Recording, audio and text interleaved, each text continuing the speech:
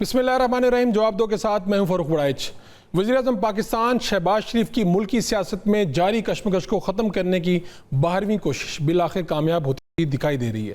تحریک انصاف کی جانب سے گرین سگنل ملنے کے بعد ملاقاتوں کا آغاز بھی ہو چکا ہے، لیکن اب بھی تحریک انصاف کی قیادت کو مسائل کا سامنا ہے.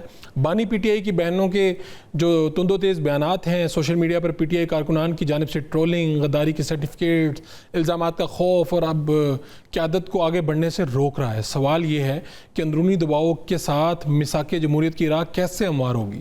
کیا بانی پی ٹی آئی کی بہنوں اور اوورسیز کارکنان کے دباؤ کا سامنا کرنے کے لیے پی ٹی آئی قیادت تیار ہے؟ سوال تو یہ بھی ہے کہ میثاق جمہوریت کا تحریک انصاف کی جانب سے ضامن کون ہوگا؟ سوال یہ ہے کہ بجٹ پاس ہونے کے بعد حکومت وعدوں سے پھر تو نہیں جائے گی؟ کیا تحریک انصاف قیادت کے گرین سگنلز کا حکومت کی جانب سے مثبت جواب ملے گا یا نہیں؟ انہی سوالات کے جواب میں ہم تحریک انصاف کی جانب سے علی محمد خان صاحب سے جانیں گے، جبکہ اختیار ولی صاحب حکومت کی سنجیدگی کے متعلق ہمیں بتائیں گے. آج کے شوز کا آغاز ہم کریں گے تاریخ کے سب سے بڑے مذاکرات سے. آج سوئٹزرلینڈ کا سیاحتی ریزورٹ برگنسٹاک اس وقت سفارتی سرگرمیوں کا محور بنا ہوا ہے. لیک لوزن سمٹ کے نام سے پاکستان اور قطر کی ثالثی میں ایران اور امریکہ کے مذاکرات کا آغاز ہو چکا ہے. مذاکرات سے قبل وزیراعظم شہباز شریف نے ایرانی اور امریکی وفد کا استقبال کیا. اجلاس سے قبل وزیراعظم پاکستان شہباز شریف کا کہنا تھا کہ مشرق وسطیٰ میں امن ہماری اولین ترجیح ہے. ایسے مذاکرات کے لیے پرامید ہیں جو مثبت نتائج لائیں. اس دوران امریکی نائب صدر جے ڈی وینس کا کہنا تھا کہ امریکہ کو لبنان کی صورتحال پر تشویش ہے.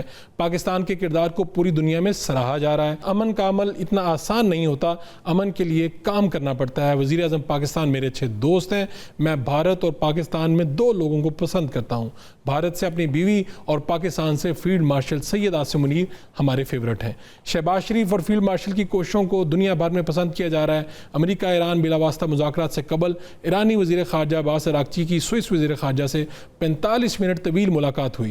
بعد ازاں ایرانی پارلیمان کے اسپیکر باقر کالیباف نے قطری وزیر اعظم سے ملاقات کی.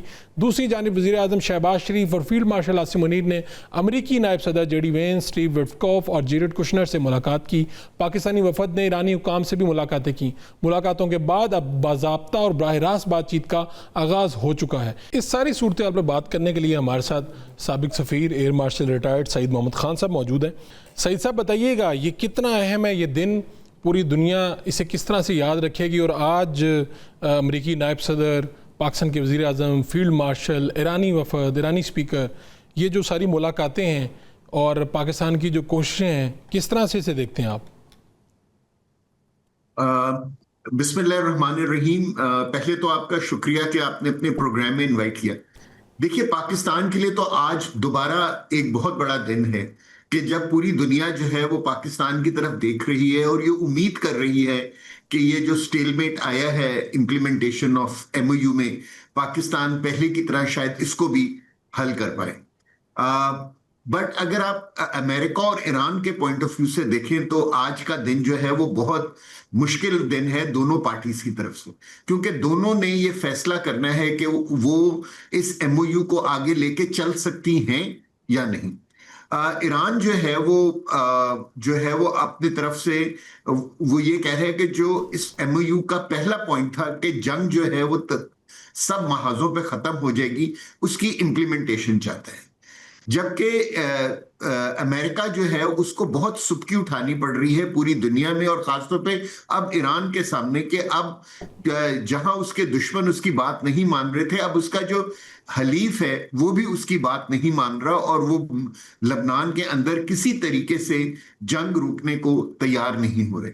سو میرے خیال میں it is a very tough day for the Americans, اور میں یہ امید کرتا ہوں کہ ابھی تھوڑی دیر میں جب ایک جوائنٹ میٹنگ شروع ہو جائے گی تو وہ بہت صحیح نوٹ پہ کنکلوڈ ہوگی اور اس کے بعد امپلیمنٹیشن ٹاکس شروع ہو جائیں گے. اچھا، لیکن اگر آپ چند گھنٹے پہلے کے سی این این، الجزیرہ اور بی بی سی کو سنیں تو سب لوگ جو ہیں وہ جو ڈیلیگیشنز ہیں دونوں سائڈ کے ان کو بہت کمپیئر کر رہے ہیں، اور ہر کوئی یہ کہہ رہے ہیں کہ جی کہ جو ایرانین سائڈ ہے وہ بہت پلان کر آئی ہے، اس کے پاس سارے ایکسپرٹس موجود ہیں.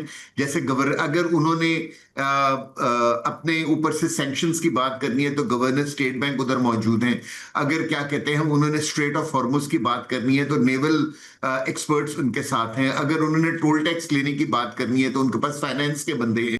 لیکن امریکن سائڈ پہ اس طرح کا کوئی بھی ایسا بندہ نہیں ہے جس کو ایکسپرٹ کیٹیگری میں کاؤنٹ کیا جائے. سو اب جو ہے جو اگر آپ ویسٹرن یہ جو اینالسٹ ہیں ان کی شکل دیکھیں تو آپ کو لگتا ہے کہ اب وہ پریشان ہو رہے ہیں, کیونکہ ان کو یہ لگ رہا ہے کہ ایرانین سائڈ جو ہے وہ کیا کہتے ہیں بہت ویل پریپیئرڈ ہے, اور وہ اس بات سے ڈر رہے ہیں کہ کہیں وہ دوبارہ امریکہ سے ادھر بھی سکسیس حاصل نہ کریں. اچھا, یہ جو آپ نے بات کی بڑی اہم ہے کہ ایرانی آج پہلی مرتبہ نہیں, جب بھی بات چیت کی بات ہوتی ہے, چلیں میدان سے نکل کے بیٹھ کر آمنے سامنے بات کرنے کی بات ہوتی, تب بھی جو آرٹیکل بتاتا ہے, جو ویسٹ میڈیا ایون اپریشیٹ کرتا ہے, یہ بتاتا ہے کہ اس بازی میں بھی وہ برتری اس طرح سے حاصل کرتے ہیں کہ پوری تیاری کے ساتھ آتے ہیں. جو آپ نے ٹیکنیکل ایکسپرٹ جو بتائے ہیں کہ یہ بات تو ڈیفینیٹلی ٹیکنیکل اور ڈیٹیلز میں جاتی ہے نا, یہ بات 2+2 تو نہیں ہے. تو اس میں یہ کیسے ممکن ہے کہ جب اتنی آپ بات چیت کر رہے ہوں, ایک وینیو نیوٹرل ہو, ثالثی ساتھ آئے ہوں, پاکستان کے prime minister, C D F, Qatar سے, اور یہ ساری جو چیزیں ہیں, اس میں یہ کیسے ممکن کہ امریکن سائڈ سے اس طرح کی کوئی چیز ہی نہ ہوئی ہو؟ اور خاص طور پہ یہ بھی میں آگے بڑھنا چاہوں گا کہ اسرائیل کو کس طرح سے امریکہ روک پائے گا, یا روک پائے گا بھی یا نہیں پائے گا, کیا ہوگا؟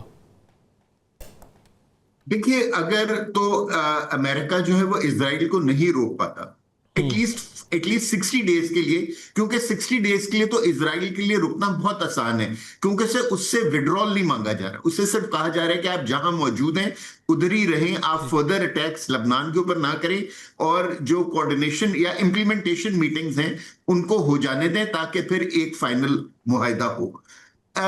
اسرائیلیز جو ہے انفارچونیٹلی یہ بات بھی ماننے کو تیار نہیں ہو رہے, اور ابھی چند گھنٹے پہلے انہوں نے صدرن لبنان کے اوپر ایک بہت بڑا اٹیک کیے جس میں 30+ بندے جو ہیں وہ شہید ہو گئے.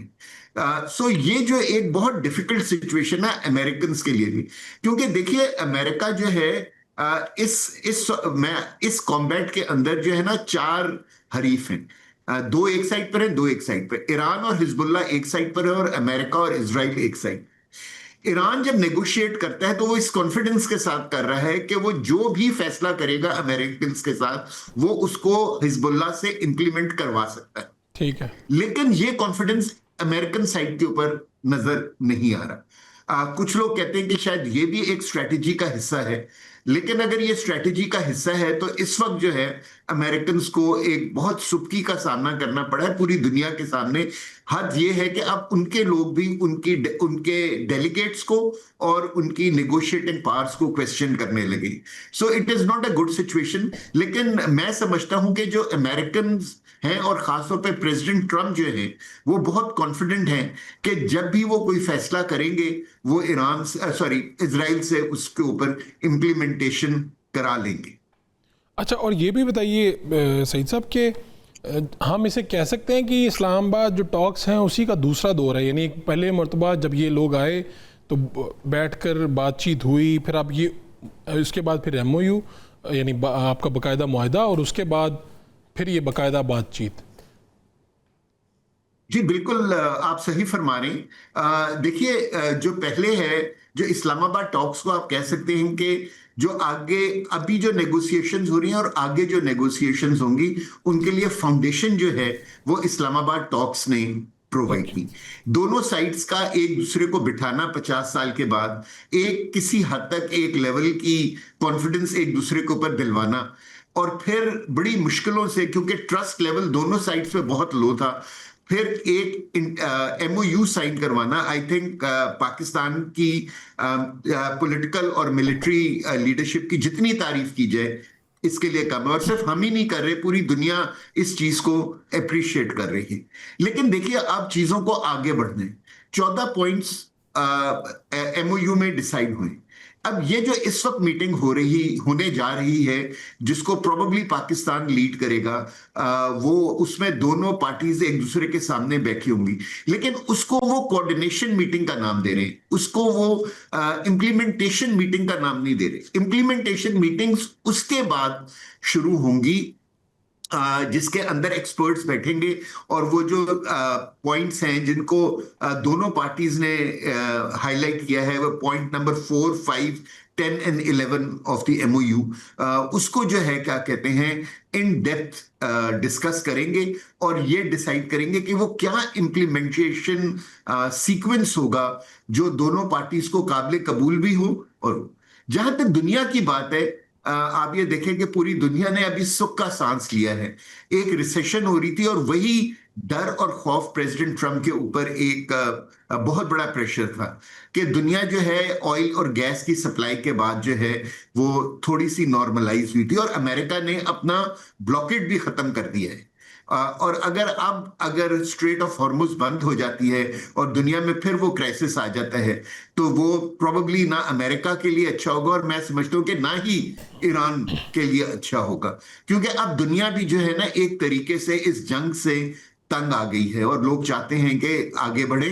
اور اگر ہم یہ دیکھیں کہ اگر یہ ٹاکس فیل ہوتی ہیں تو اس میں جتنے اچھے لوگ ہیں، جس میں ایران، پاکستان، امریکہ ان کو شامل کروں گا، ان کی شکست ہوگی، اور جو برا بندہ ہے جو کہ اسرائیل ہے اس کی فتح ہوگی، کیونکہ تو پہلے دن سے یہی کوشش کر رہے ہیں کہ اس علاقے میں مسلمان ایک دوسرے سے لڑتے رہیں، مسلمان ویک رہیں، کسی کے پاس کوئی کیپیبلٹی نہ ہو، اور وہ اس علاقے میں نیوکلیر پار بن کے اور بہترین فورسز رکھ کے بدماشوں کی طرح دندناتا رہے۔ سو اسرائیل کو تو یہ چیز سوٹ کرتی ہے۔ ناؤ اٹ از ٹائم میرے خیال میں for the world to wake up, and more so for the Muslim countries to wake up, اور اب ڈیسائیڈ کریں کہ آگے آپ نے کس طرح اسرائیل کو ٹیکل کرنا ہے، کیونکہ آپ دیکھیں کبھی آپ کسی بدماش کو شرافت کی زبان سے کچھ نہیں سمجھا سکتے۔ ٹھیک ہے صحیح صاحب، آپ یہ بدماش کو صرف اسی وقت نیگوشیٹنگ ٹیبل پر بٹھا کے اس سے کوئی چیز منوا سکتے ہیں اگر اس کو اپنے نقصان کا ڈر یا خوف۔ یہ آپ سفیر بھی رہے، دفاعی تجزیہ کار ہیں، آپ نے چیزیں دیکھی ہیں، باڈی لینگویج بڑی اہم ہوتی ہے۔ میں آج جب یہ ویژول دیکھ رہا تھا، اور امریکی نائب صدر نے جس طرح سے ملاقات فیلڈ مارشل سے کر رہے تھے، یہ امریکی وفد، اور پھر ایرانی اگر میں سائیڈ بھی دیکھوں تو دونوں سائیڈ کا جو پرتپاک انداز میں ملنا ہے ایک مختلف نظر آتا ہے۔ یعنی شاید یہ ایسے مومنٹ میرے لیے تھوڑے حیران کن بھی تھے، کہ یعنی ایسے لگتا ہے کہ جیسے دھاگ بیٹھ گئی ہو پاکستان کی، اور پاکستان کا جو اخلاص ہے وہ بھی سب کو پتہ ہے کہ پاکستان جو یہ کیوں کروا رہا ہے، یہ بہت بڑی ایفرٹ ہے۔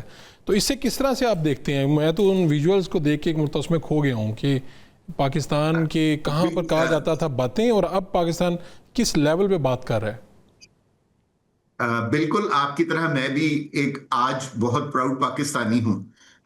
یہ جو ویژولز آ رہی ہیں یہ کمپلیٹلی نگیشن ہے اس امیج کی جو ہمارے بارے میں بنانے کی کوشش کی گئی تھی، اور انڈیا اور اسرائیل نے بلینز آف ڈالرز خرچ کیے تھے پاکستان کو ایک پریہ سٹیٹ پوری دنیا میں ڈکلیئر کروانے کے لیے۔ لیکن مارکہ حق کے بعد اللہ تعالیٰ نے ہمیں یہ عزت دی کہ نہ صرف ہم ایک ملٹری وکٹری حاصل کر سکے، بلکہ آج پوری دنیا جو ہے وہ ہماری ڈپلومیٹک پراوس کی بھی قائل ہو چکی ہے، جس کا مطلب یہ ہے کہ پوری دنیا سمجھتی ہے اب کہ پاکستان جو ہے ایک بہت سٹیبل کنٹری ہے، یہاں بہت ٹیلنٹڈ لوگ ہیں موجود جو نہ صرف اس ملک کو چلا رہے ہیں بلکہ آگے بھی اس ملک کو لے کے جا سکتے ہیں۔ اور جو تیسری چیز ہے وہ سمجھتے ہیں کہ اس علاقے کے اندر اگر سٹیبلائزیشن لے کر آنی ہے تو انڈیا پہ ریلائی نہیں کرنا پڑے گا بلکہ پاکستان پہ ریلائی کرنا پڑے گا، کیونکہ اس علاقے میں انڈیا ہی ہے جو کہ کیا کہتے ہیں ڈی سٹیبلائزیشن پیدا کر رہے ہیں، اور وہ صرف ایک کنٹری ہے جس کے تھرو کر رہے ہیں، اور وہ ہے افغانستان۔ سو سلولی اینڈ گریجولی آپ دیکھیں گے کہ انڈیا کو تو بالکل آئسولیٹ کر دیا گیا ہے ہماری ڈپلومیسی کے تھرو۔ اگر آپ دیکھیں کہ G7 میں پرائم منسٹر مودی کے ساتھ کیا ٹریٹمنٹ ہوئی، یعنی it was disgraceful from the Indian perspective to, क्योंकि इवन अगर आप आज इंडियन पिछले 72 आवर्स में इंडियन चैनल्स को फॉलो करें तो आपको नजर आएगा क़यामत कि बरपा वो है। जो हैं क्या कहते हैं, बहुत नाराज हैं कि जिस तरीके से प्रेसिडेंट ट्रंप ने प्राइम मिनिस्टर मोदी को बिठा के इंडिया और प्राइम मिनिस्टर मोदी के बारे में गुफ्तगू की थी। सो मेरे ख्याल में Pakistanis as Pakistanis we should all be very बिल्कुल प्राउड। ठीक है। लेकिन इस जगह हमें अपने जो अरब भाई हैं कतरीज, जी जी, उनको भी नहीं नहीं भूलना चाहिए। फरामोश करना चाहिए। देखिए, हमेशा जब नेगोशिएशंस होती हैं तो जो है ना कहीं हिकअप्स आते हैं, कुछ चीजें आप हल कर बिल्कुल सकते हैं, बिल्कुल कुछ ठीक कहा लोग आपने। दूसरे हल कर सकते सईद साहब, हैं। मुझे मुझे मुझे ब्रेक पे जाना है। आपने बिल्कुल दुरुस्त फरमाया कि हमें भूलना नहीं चाहिए। Welcome back. अली मोहम्मद खान साहब हमारे साथ हैं और बात ये हम करना चाह रहे हैं कि वज़ीर आज़म साहब जो हैं वो ऑफ़र्स कर रहे हैं और अगर हम इसे काउंट करें तो ये शायद 12वीं कोशिश होगी जिसमें वो बाकायदा अनाउंस कर रहे हैं कि जी आएँ बात करें। तो अब ये जो मुफाहमत है या बातचीत है, ये किस स्टेज पे है? अगर अली मोहम्मद खान साहब आप बताएं कि इसको आप किस तरह से देखते हैं जब वज़ीर आज़म साहब कह रहे हैं, आप इसे खाली बयान देखते हैं या आप इसको समझते हैं कि यार ये वाकई कोई इसमें हकीकत है, कोई बातचीत हो सकती है? जी बहुत शुक्रिया। बिस्मिल्लाहिर्रहमानिर्रहीम। अल्लाहुम्मा सल्ली अला मुहम्मदिन व अला आलिहि व अस्हाबिहि वसल्लम। फरूख साहब, इस वक्त भी मैं जब आपसे बात कर रहा हूँ तो पार्लियामेंट हाउस में ही हूँ और वहाँ से निकल के तो आपके प्रोग्राम के लिए मैं आया हूँ। मैं नहीं समझता कि वज़ीर आज़म के ओहदे पे कोई भी शख्स हो, चाहे वो मियाँ साहब हो या कोई भी हो, वो कोई ऐसी गैर संजीदा ऑफर कर सकता है। तो मैं तो उसको, इस ऑफर को मैं संजीदगी से लूँगा और हमारी जमात में भी इस ऑफर को संजीदगी से ही लिया जा रहा है। पार्लियामेंट्री पार्टी में जो पिछली हमारी 8 घंटे तवील मीटिंग हुई, उसके बाद भी इस बजट सेशन से पहले भी कोई 3-4 घंटे 5 घंटे बैठे लोग। तो एक कंसेंसस तो इस बात पे है कि अगर मुज़ाकरात का ऑप्शन है तो एहतजाज के बाद भी आपने मुज़ाकरात में बैठना होता है। तो अगर वज़ीर आज़म के लेवल से कोई ऑफर है तो उसको देख लेना चाहिए। और मैं समझता हूँ कि कोई ऐसी अमर माने तो मुझे नजर नहीं आ रही। थोड़ी सी कोऑर्डिनेशन चाहिए होगी ताकि चिकजई साहब, अलामा नासिर साहब या गौर साहब या हमारी और भी जो भी क़यादत हो, और फिर बैठे मियाँ साहब के साथ। और मैंने अलबत्ता एक तजवीज़ दी पार्लियामेंट्री पार्टी को, और कौमी असम्बली में भी उसको मैंने दोहराया कि बजाय इसके कि हम इन चीज़ों से को अना की जंग बनाएं कि कौन किसके पास जा रहा है। हालांकि किसी के पास जाने से हमेशा आपकी इज्जत बढ़ती है, लेकिन to be fair with everybody के वज़ीर आज़म अगर हैं वो भी एक बड़े ओहदे पे हैं, अपोजिशन लीडर भी एक बहुत बड़ा ओहदा है और इज्जत व तकरीम का वो है। तो बेहतर होगा कि फिर पार्लियामेंट हाउस में बैठा जाए। तो देखते हैं। मैं नहीं समझता कि कोई ये संजीदा जो ऑफर है गैर संजीदा होगी। हाँ, अब अगर बैठक होती है उसके बाद पता लगेगा कि हुकूमत किस हद तक जा सकती है। हमारी तो डिमांड ही इमरान खान और बाकी असीरान की रिहाई है। रिहाई से कम पे तो किसी कीमत पे हम राजी नहीं है। ये सियासी केसेस हैं और इनका हल सियासी है। खान साहब की रिहाई होनी चाहिए। बहुत हो गया, 1000 दिन से ज्यादा हो गए हैं, बस करना है। इंतकाम की और तकलीफ देने की भी एक हद होती है। तो अली भाई, आपको लगता है ये कि ये सब कुछ हुकूमत के बस की बात है? कोई रिहाइयाँ, इमरान खान साहब की रिहाई समेत दीगर असीरान, और दूसरा ये कि आपकी जो इतनी तवील बातचीत होती रही है उसमें बुनियादी नुक्ता तो यही होगा जो आप बात कर रहे हैं, इमरान खान की रिहाई। मैं समझ रहा हूँ डॉक्टर साहब, जो आप जिस तरफ इशारा कर रहे हैं कि क्या इनके पास इख्तियार है या नहीं है। तो ये तो एक तल्ख हकीकत है कि आज 17 सीटों वाले जो है इस मुल्क पे बराजमान है। बल्कि आज मैं बड़ा हैरान हुआ, पता नहीं क्या हो जाता है इंसान को, इतना तकब्बुर आ जाता है। एक ऐसा शख्स जो इस वक्त वफाकी वजीर की कुर्सी पे बैठा है, जो 80,000 वोटों से हारा हुआ है, ऐसे हम पे बढ़ बढ़ के आ रहा था जैसे पता नहीं वो 80,000 से जीता हुआ है। बहरहाल छोड़ें इन चीज़ों को। मैं समझता हूँ कि जब एक दफ़ा आप बैठ जाते हैं उसके बाद अल्लाह ताला आगे का रास्ता देता है। वज़ीर आज़म शहबाज शरीफ अपोजिशन सीटों पे तशरीफ़ लाए और उनको वेलकम किया हम लोगों ने। मैं तो ये रेकमेंड करूँगा कि इसमें ज़्यादा वक्त अगर ज़ाया ना हो तो बेहतर है एक बैठक हो जाए और उसमें कुछ ना कुछ CBMs मियाँ साहब को ज़रूर उसमें देने चाहिए। मिसाल के तौर पे ज़ाहिर, लेट्स बी प्रैक्टिकल, ये तो नहीं होगा ना कि पहले दिन जब बैठेंगे तो फौरी तौर पे खान साहब की रिहाई हो जाएगी। क्योंकि मैं समझता हूँ कि अगर बैठक होती है, बल्कि बैठक से पहले भी میں ریکمینڈ کروں گا کہ شہباز شریف صاحب اگر مجھے سن رہے ہیں یا اگر ان کے کوئی ایسے لوگ جو مجھے سن رہے ہیں ان کو ضرور یہ میسج پہنچائیں کہ کم از کم CBM یعنی کانفیڈنس بلڈنگ میجرز کے طور پہ آپ محترمہ بشرا بی بی کو تھوڑا سا ریلیف دیں. ٹھیک ہے. سنا ہے ان کی آنکھ کا مسئلہ پھر پیدا ہوا ہے. کچھ بھی ہو وہ ایک خاتون ہے, یہ بھول جائیں کہ عمران خان صاحب کی وائف ہیں یا وہ ان کا تعلق ہم سے ہے, بہرحال وہ ایک خاتون ہے. پھر وہ 85 ایئرز اولڈ محترمہ ڈاکٹر یاسمین صاحبہ کو اگر تھوڑا سا ریلیف مل جائے, ہاسپٹل شفٹ ہو جائیں یا جوئی صاحب, تو اس سے ایک فضا, دیکھیں ہمیشہ مذاکرات ایک اچھی فضا میں ہوتے ہیں. اب میں تو یہ ریکمینڈ کروں گا کہ اگر مذاکرات کی بات ہوئی ہے تو تھوڑے سے CBMs حکومت کو بھی دینے چاہیے. اعتماد یعنی بحال ہو جائے. نہیں ہے, دیکھیں یہ کوئی غیر اخلاقی یا کوئی بہت بڑی ڈیمانڈ تو میں نہیں کر رہا کہ ڈاکٹر یاسمین جو کینسر سروائیور ہیں, آپ اپنے وڑائچ صاحب آپ اپنے ذہن میں لیں ایگزیکٹلی جو ہے نا ڈاکٹر یاسمین صاحبہ میری امی کی عمر کی ہیں, 80+ وہ بھی ہیں اور 80+ یہ بھی ہیں. اب وہ کینسر زدہ ہیں اور 3 سال سے جیل میں پڑی ہوئی ہیں ڈاکٹر یاسمین صاحبہ. تو اگر ان کو آپ ہاسپٹل شفٹ کر دیتے ہیں تو ایک فضا بن جائے گی, ٹھیک ہے, ایک ماحول بن جائے گا, تو بات پھر آگے بڑھے گی. اور اس سے مجھے امید ہے کہ میں تو ہمیشہ ان سیاسی قوتوں کو کہتا ہوں کہ آپ آپس میں بیٹھیں, کچھ مسائل کا حل نکالیں. کچھ ایشوز پہ آپ کو الٹیمیٹلی اسٹیبلشمنٹ کے ساتھ بھی بیٹھنا پڑے گا, یہ ایک حقیقت ہے, چاہے کوئی مانے یا نہ. وہ کہہ رہے ہیں کہ اس سے اگلا مرحلہ ہوگا, آپ کہہ رہے ہیں. جی آپ کہہ رہے ہیں اس سے اگلا مرحلہ وہ ہوگا. یہی تو میں کہہ رہا ہوں, یہی تو میں کہہ رہا ہوں کہ آپ بیٹھیں, کچھ ڈسکشن سٹارٹ کریں, کچھ تھوڑا بہت ریلیف لیں. کم از کم خان صاحب کی جو تک رسائی ہے, حالانکہ ہم اب رہائی سے رسائی تک آ گئے ہیں جو کہ ہمارے لیے ویک پوزیشن ہے, لیکن کم از کم ان کو ہاسپٹل شفٹنگ, ان سے ان کے ڈاکٹرز کی ملاقات, یہ تو ایسی چیزیں ہیں جو کسی بھی وزیر اعظم کے اختیار میں ہوتی ہیں. اچھا, جو میں فیل کر رہا ہوں یہ ممکنہ جو مکالمہ ہی سے کہیں گے, اس میں رکاوٹ تو آپ کے وہ لوگ بھی تو ہیں جو باہر بیٹھے ہوئے ہیں, ریپرزینٹ وہ آپ کو ہی کرتے ہیں, آپ مانیں یا نہ مانیں, اور وہ تنقید آپ کو بھی نہیں بخشتے, وہ حکومت کو, اور وہ پھر مسلح افواج عدلیہ پہ تنقید, جو کہ آپ نے خود کہا اسمبلی میں. تو اس چیلنج کو بھی کیسے دیکھیں؟ جیسے ہی آپ لوگوں نے شروع کرنا ہے, آپ لوگوں کو تو خود پارٹی کے اندر بھی غدار کہلائیں گے. تو کہیں اس سے کیا فرق پڑتا ہے, الٹیمیٹلی وقت فیصلہ کرے گا. آج بھی جو عمران خان کے ساتھ کھڑا ہے, جو آج بھی اسمبلی میں پاکستان کی گلی کوچوں میں میڈیا پہ عمران خان کا نام لے رہا ہے, میرے لیے وہ عمران خان کا وفادار ہے, جب تک میرے پاس کوئی ثبوت نہ ہو کہ اس نے عمران خان کو کون سا دھوکہ دیا. تو ایک شخص جو اس وقت پنجاب میں ہے, خاص کر پنجاب کی میں بات کروں گا, پختونخوا میں چلو ہماری حکومت ہے, ادھر کوئی اتنے بڑے ایشوز فی الحال نہیں ہیں, لیکن پنجاب میں ایک شخص عمران خان کے ساتھ آج بھی کھڑا, قومی اسمبلی کا ممبر ہے, صوبائی اسمبلی کا ممبر ہے, یا اپنی سیٹ اس سے چھین لی گئی, جیسے بہت سے ہمارے لوگ ہیں جو فارم 45 پہ جیتے ہوئے ہیں. تو اب میں ان پہ کیسے میں اس طرح کا الزام لگا سکتا ہوں اگر میں خود ملک کے اندر بھی نہ ہوں. تو میں سمجھتا ہوں کہ جو ملک کے اندر ہیں یا ملک کے باہر ہیں, ملک کے باہر بھی جو ہیں وہ بھی عمران خان کے شدائی ہیں, ان کے وفادار ہیں یا محبت کرنے والے ہیں. کچھ جو یہاں قیادت ہے, ہم لوگ جو ادھر بیٹھے ہیں, تھوڑا سا ہمیں اپنا جو ہے حوصلہ کرنا ہوگا, تھوڑا سا برداشت زیادہ کرنی ہوگی.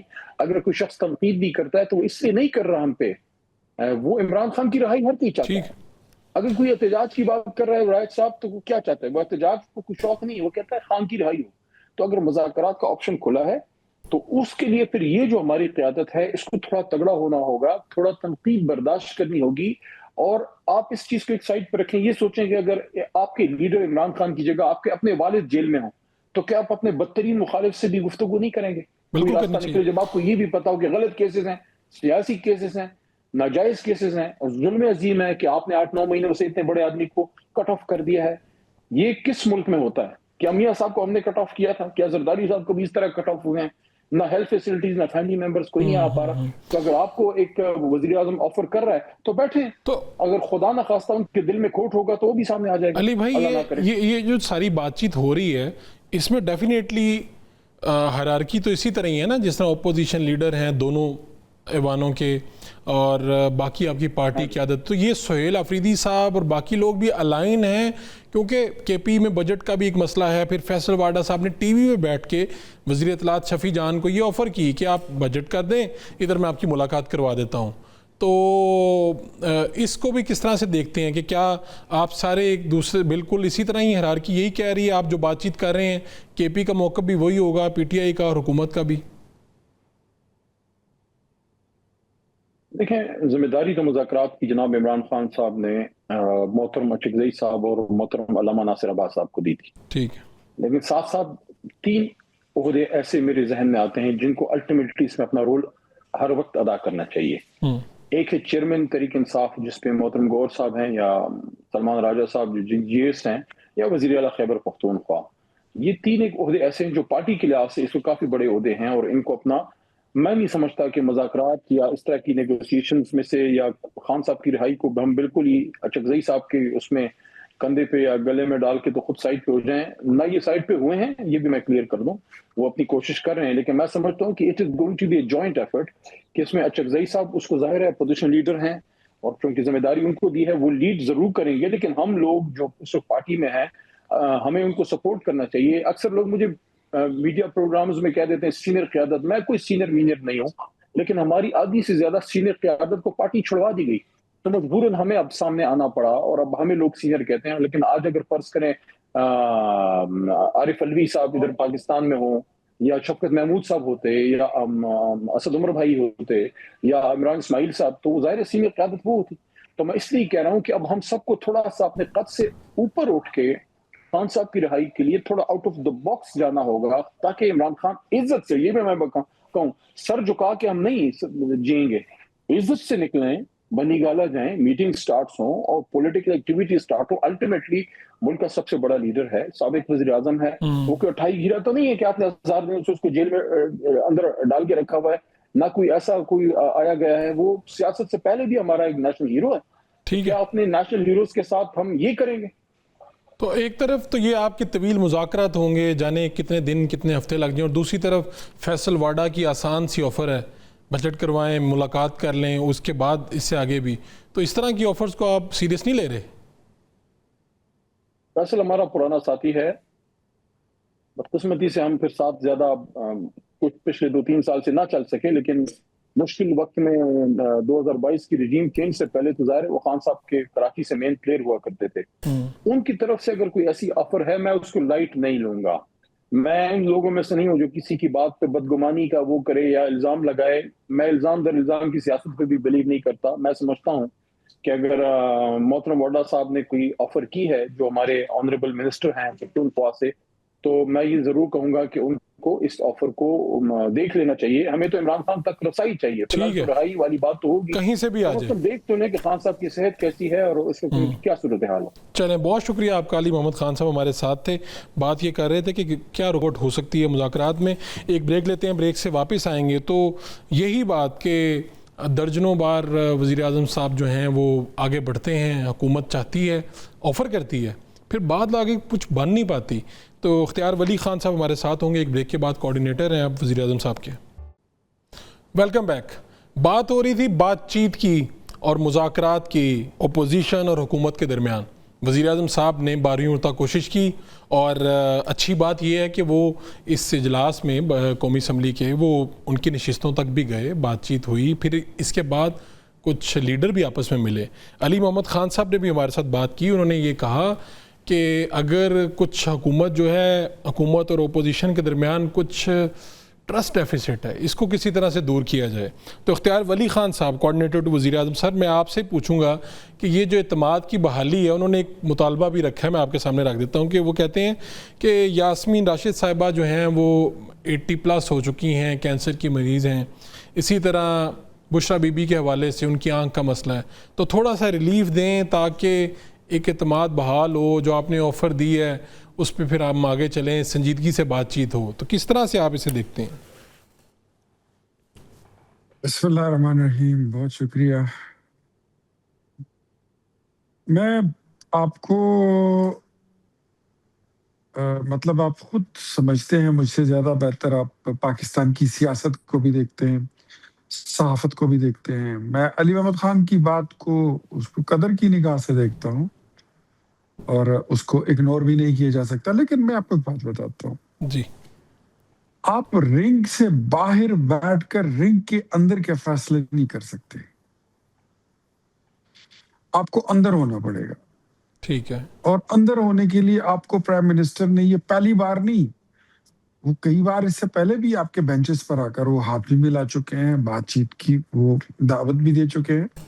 یہ شہباز شریف کا یہ بڑا پن ہے. بلکہ میں کہتا ہوں یہ ہماری لیڈرشپ, چاہے وہ نواز شریف ہو یا شہباز شریف ہو, یہ ان کا ترر ہے.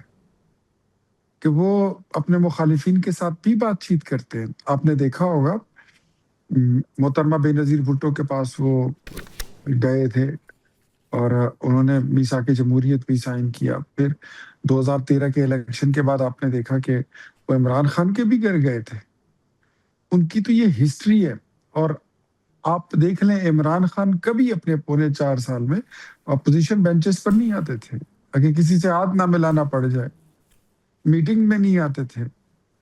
ان کی اپنے لیڈر کے یہ پریسیڈنٹ نہیں, اور نہ میں آج کے بھی ان سے مجھے کوئی امید ہے کہ عمران خان نے جیل میں جا کے شاید کوئی اس طرح کی کوئی تربیت ان کی ہوئی ہو یا انہوں نے یہ چیز بدل جاتے ہیں, حالات بدل جاتے ہیں تو جیل کے میرے اندر. خیال میں میرا یہ مشورہ ہوگا, یا میری یہ آپ اس کو جو بھی آپ کہہ لیں, میرا تجزیہ کہہ لیں, کہ جو آپشن آپ کو پرائم منسٹر نے دے دی ہے شہباز شریف نے, یو شوڈ اویل اٹ. آپ جائیے, اسپیکر کی سربراہی میں جو کمیٹی بنی ہے اس میں بیٹھیے, اس میں گفتگو کا آغاز کریں. ٹھیک ہے. اور وہیں سے آپ کو رستے بھی ملیں گے, نئی اوپننگز بھی ملیں گی, وہیں سے آپ کو چیزیں درست بھی ملیں گی. ایک بات طے ہے, اگر آج تک یہ مذاکرات شروع نہیں ہوئے, اس کی وجہ کیا ہے؟ کیا ہے وجہ؟ شروع دن سے عمران خان صاحب اس کوشش میں ہے اور ان کی پارٹی اس کوشش میں ہے کہ ہماری کسی طریقے سے اسٹیبلشمنٹ کے ساتھ ڈیل ہو جائے. وہ پرانے والی جو ان کا ایکسپیرینس ہے وہ 2013-14 دھرنے والا, وہ اس چکر میں ہے, اس خول سے وہ نکل نہیں رہے ہیں.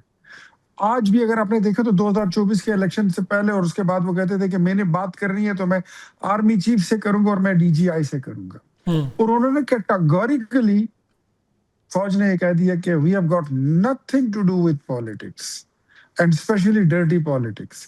ہم کسی گیم کا حصہ نہیں بنیں گے. آپ نے اگر کوئی بات کرنی ہے تو پارلیمنٹ میں کرے. سو میرے خیال میں اگر یہ والی جو ونڈو اس طرف یہ دیکھ رہے ہیں, اگر یہ منہ اس طرف موڑ لیں اور یہ جمہوری پارٹیوں کے ساتھ جمہوری طرف چل پڑے, تو میرے خیال میں چیزیں ٹھیک ہو سکتی ہیں اور ٹھیک ہونے کی طرف جا سکتی ہیں. ان کو اتنی چینجز کرنی ہے.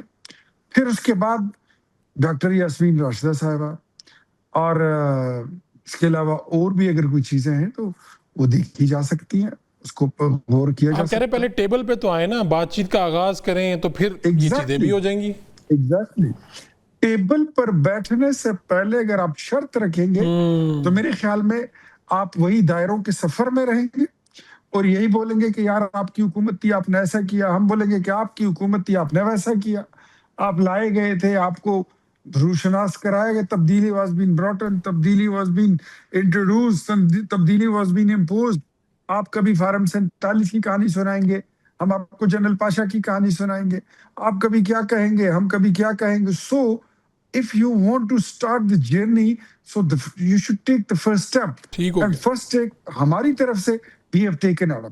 اچھا ایک اور بات, KP حکومت نے وفاق کو گرانٹ جو ہے وہ عمران خان کے ساتھ ملاقات سے مشروط کر دی. اب اس کے اوپر بھی آپ کا یہی جواب ہوگا, کیونکہ یہاں سے علی محمد خان اور باقی لوگ تو بڑے اچھے انداز میں آگے بڑھنے کی کوشش کر رہے ہیں, مجھے لگ رہا ہے جو, اور باقی اللہ جانتا ہے. اور ایک اور بات حکومت کے اوپر بھی, آپ لوگ بات چیت تو بڑھا دیتے ہیں, پھر رانا ثناء اللہ صاحب کہتے ہیں جی ملاقات کروانا ہمارے دائرہ اختیار سے باہر ہے. تو حکومت بھی بتا دے کہ اس کے دائرہ اختیار میں کیا ہے اور کیا نہیں ہے. میرے خیال میں یہ اگر کمیٹی میں بیٹھیں گے, وہاں سے بات چیت شروع ہوگی تو وہاں پر دائرے کا بھی پتہ چل جائے گا اور اختیار کا بھی پتہ چل جائے گا, اور وہاں سے بات چیت بھی اس کا آغاز بھی ہو جائے گا. جہاں تک آپ نے بات کی تو میں ریسپیکٹ کرتا ہوں بیرسٹر گوہر کی, علی محمد کی, یا عمر نیازی جیسے لوگ. They are the soft faces of Pakistan Tehreek Insaf. اور میں جب بھی ان کی تعریف کرتا ہوں تو ان کی سوشل میڈیا ان کو گالم گلوچ پہ اتر آتی ہے, اس لیے میں نے آج کل ان کی تعریف کرنی تھوڑی سی میں نے چھوڑ ہی دی ہے. لیکن they are the democratic faces, اور وہ بات کو سمجھتے ہیں, وہ جمہوری اقدار کو سمجھتے ہیں. علی محمد نے اس دن جنید اکبر نے بڑی اچھی بات کی تھی, انہوں نے خواجہ سعد رفیق کی ایک بات کا انہوں نے حوالہ دیا. انہوں نے کہا تھا اس وقت کہ ہم بھگت رہے ہیں اور آپ بھگتو گے, کہتے ہیں آج وہ وقت ہم پہ آیا ہوا ہے جو ہم بھگت رہے ہیں. میں کہتا ہوں کاش ابھی ان میں سے کوئی اٹھے, کوئی کہے, بیرسٹر گوہر ہی کہہ دے, اسد کیسر ہی کہہ دے کہ ایک دن آپ کو مشاہد اللہ خان نے بھی کہا تھا کہ آپ روتے ہوئے آئیں گے اور آپ کے آنسو پہنچنے والا کوئی نہیں ہوگا, آپ کے آنسو ہم پہنچیں گے. خدا بخشے آج وہ موجود نہیں ہے, لیکن ان کی بات بڑی ویلڈ تھی. سو جو ان میں ڈیموکریٹک لوگ ہیں جن کو وہ یہ غلبے سے, ہجوم سے, وہ کیفیات سے, اس سے وہ تھوڑے سے ابو لوگ ہیں جن کو پتہ ہے کہ پاپولیرٹی آج ہے لیکن کل یہ نہیں بھی ہو سکتی ہے. So one should be a democrat. A political party should be a democratic political party. ایک فین کلب میں اور پولیٹیکل پارٹی میں بہت بڑا فرق ہوتا ہے. ٹھیک ہے, اور آپ کہہ رہے ہیں کہ یہ جو آفر ہے وزیر اعظم صاحب کی, اس کو اویل کر لینا چاہیے, پی ٹی آئی کے پاس یہ ایک نادر موقع ہے. دیکھیے پہلے بھی ہم کہتے تھے, ہم کبھی کسی غرور میں پہلے بھی نہیں آئے, ابھی بھی نہیں آئے. الحمدللہ ہم نے جس پاکستان کی یہ ڈیفالٹ کرنے کی یہ باتیں کرتے تھے, شہباز شریف نے اس پاکستان کو ڈیفالٹ سے بچا لیا. جس پاکستان کی یہ ٹوٹنے کی باتیں کرتے تھے عمران خان صاحب, وہ الحمدللہ پہلے سے زیادہ مسکیولر باڈی کے ساتھ کھڑا ہے, اور صرف کھڑا نہیں ہے, وکٹری سٹینڈ پہ کھڑا ہے. جس پاکستان کو یہ لوگ سفارتی محاذوں پر پوری دنیا میں تنہا کر چکے تھے, آج پاکستان درمیان میں کھڑا ہے, دنیا دائرہ بنا کے بالکل ٹھیک ہے, بالکل ٹھیک ہے. ہم نے اچیومنٹس کر لیے. ایک بات آپ کو اور بتاؤں کہ اتنی اچیومنٹ یہ کم نہیں ہے کہ آج میں دیکھ رہا ہوں کہ آج ان معاہدوں کے بعد اور ان اچیومنٹس کے بعد آج آپ کو پوری دنیا اردو بولتے ہوئی نظر آتی ہے. یہ ہماری قومی زبان ہے, اور آج دنیا اردو زبان سیکھنے پہ ہی اسی طرف ہی سوچ رہی کہ ہم بھی سیکھیں اور اردو بولیں. یہ ہمارے ملک کے لیے عزتیں ہیں, لیکن سیم ٹائم ہم یہ چاہتے ہیں کہ ملک کے اندر بھی پولیٹیکل ہارمنی ہو. سو یہ آئے اور بات کریں تو دے آر ویلکم. ٹھیک ہے جی, مجھے بتائیں یہ فیڈرل بجٹ آیا, پنجاب بجٹ آیا, کے پی بجٹ کی کیا صورتحال ہے؟ آپ کے پی سے, میں نے کہا آپ کی ایکسپرٹیز کا بھی فائدہ اٹھائیں. بھائی جان کے پی کا بجٹ جو ہے تو یہ وہ کہتے تھے نا 2021-22 میں انہوں نے ایک بجٹ پیش کیا, کہتے ہیں اٹس اے ریسرجنٹ, مطلب پاکستان خیبر پختونخوا کی دوبارہ جنم ہوئی ہے. پھر اس کے بعد جو بجٹ پیش کیا اس کو خوددار کا بجٹ کا نام دے دیا گیا. اب اس بار جو انہوں نے بجٹ دیا ہے یہ خسارے کا بجٹ ہے, 48 ارب روپے کا. 52 ارب روپے اس میں رکھے گئے ہیں لوکل گورنمنٹ کے لیے, اور لوکل گورنمنٹ کا وہاں پہ کوئی سسٹم ہے ہی نہیں. ناظمین اور کونسلر یہ سب گھر جا چکے ہیں. 189 انہوں نے پروجیکٹس رکھے ہیں, جو 189 پروجیکٹس کے لیے کسی ایک پروجیکٹ کے لیے لاکھ روپے, کسی کے لیے 50,000, کسی کے لیے 10,000, جس کے مطلب آپ سمجھ لیں کہ اس میں سنجیدگی کتنی ہے. نئے ڈیولپمنٹ فنڈ کے لیے انہوں نے 560 ارب روپے رکھے ہیں, لیکن اس میں نیو پروجیکٹ 1200 ہیں اور پرانے پروجیکٹ جو ہیں وہ 1500 ہیں, جس کو کمپلیٹ کرنے کے لیے کم از کم آپ کو 2,500-3 ہزار ارب روپے چاہیے. تو یہ کہاں سے پورے ہوں گے؟ ایک ہسپتال بنا رہے ہیں جس کے لیے تقریباً کوئی 4 ارب روپے درکار ہیں. ایک ہسپتال, یہ 15 سال کی حکومت میں پہلا ہسپتال ہے جو یہ بنا رہے ہیں. کہاں؟ اور اس کے لیے پیسے رکھے گئے ہیں ٹوٹل 20 کروڑ روپیہ. اب 4 ارب کا اسپتال 20 کروڑ روپے میں کیسے بنے گا؟ ہر سال اگر آپ اس میں 20 کروڑ روپے بجٹ میں ڈالیں گے تو یہ اسپتال آنے والے 15 سالوں میں میرے خیال میں ان کی حکومت دوبارہ آئے گی نا, وہ کہہ رہے ہیں پھر بنا لیں گے. اچھا, اس سے زیادہ ایک جوک آپ کو بتا دوں, یہ کہتے ہوں کہ ہم سڑکیں نہیں, قومیں جو ہے وہ تعلیم سے بنتی ہیں. تعلیم کا بجٹ رکھا ہوا ہے ٹوٹل 20 ارب روپے, اور ایم پی ایس کو, وزیروں کو سڑک بنانے کے لیے 55 ارب روپے رکھے گئے ہیں. This is what they are doing in Khyber Pakhtunkhwa, نیا پختونخوا. ٹھیک ہے, اب اس کو بیچتے رہتے ہیں. بہت شکریہ آپ کا اختیار ولی خان صاحب ہمارے ساتھ تھے, اور یہ سلسلہ, لیکن ابھی بھی پیٹرول جو ہے عوامی اگر بات کی جائے تو پیٹرول جو ہے اس کی قیمتیں کم ہوئیں لیکن اس سطح پر نہیں آئیں جو ایکسپیکٹ کیا جا رہا تھا. اور عوامی مطالبہ یہی ہے، اب بھی جو احساسات جذبات ہیں وہ یہی ہیں کہ مہنگائی جو ہے وہ بہت زیادہ ہو چکی ہے، پیٹرول کو نارمل کریں۔ جب دنیا میں بات چیت ہو رہی ہے، پاکستان کا ڈنکا بج رہا ہے، تو یہ اس مطالبے کو حکومت کو دیکھنا چاہیے اور جلد از جلد یہ جو قیمتیں ہیں انہیں نیچے لانا چاہیے۔ انشاءاللہ پھر ملاقات ہوگی اللہ نگہبان۔